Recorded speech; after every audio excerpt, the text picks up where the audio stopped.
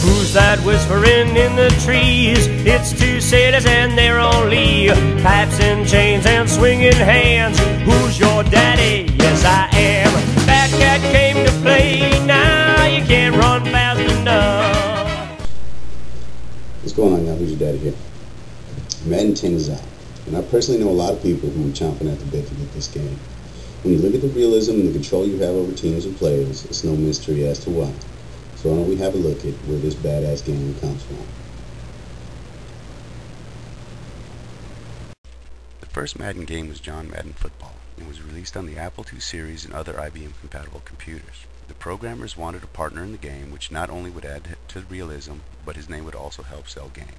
So John Madden, the Oakland Raiders coach and famous play caller, was chosen. This was the birth of a very successful relationship. The first game was going to be programmed as a 7-on-7 football game which John Madden quickly shot down. He told the programmers, if it's going to have my name on it, it's going to be real. So it was made an 11-on-11 football game.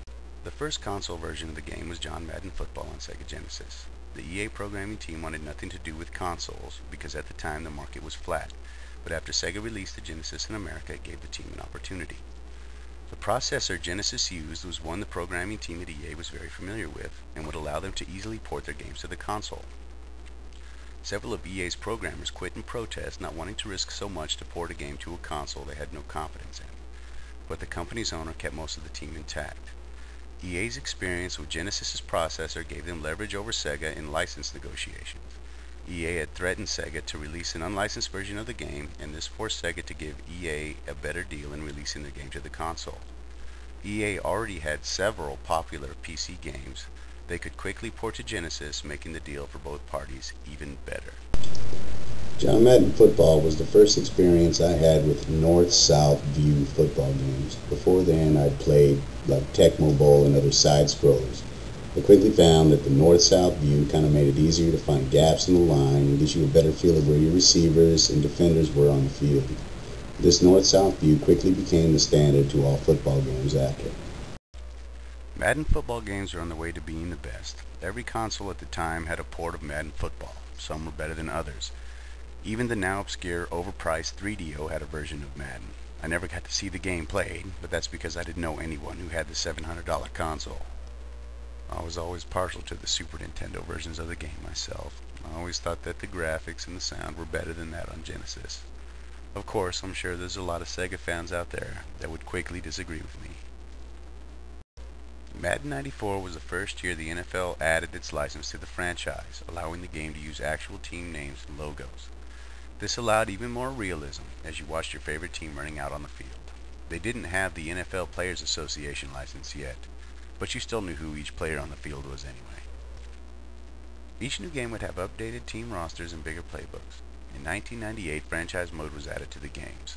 This allowed you to follow your team even after one championship season. In franchise mode, you could control your team for 15 years, draft rookies, and trade players. The control you had over your team wasn't near what you have today, but it was the first experience gamers had in virtual team management. This made the Madden games even more immersive than they were before. Madden 99 for PlayStation began the first player covers of each game. Garrison Hearst was the first player to grace the cover of Madden games. He was also the first to suffer the Madden curse. In 1999, Hearst broke his ankle in a playoff game against Atlanta. This injury kept him from really playing for 2 years, and he didn't make a comeback until 2001.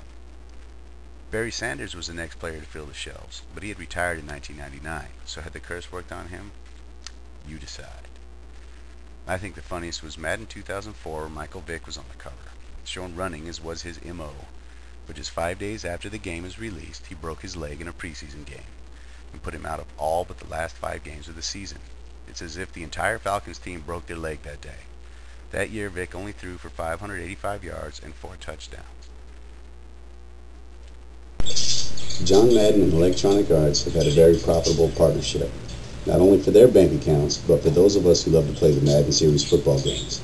This partnership has lasted for 2 decades and will most likely continue as long as there are gamers who love the good football games. Thank you for watching, and hail to the Redskins.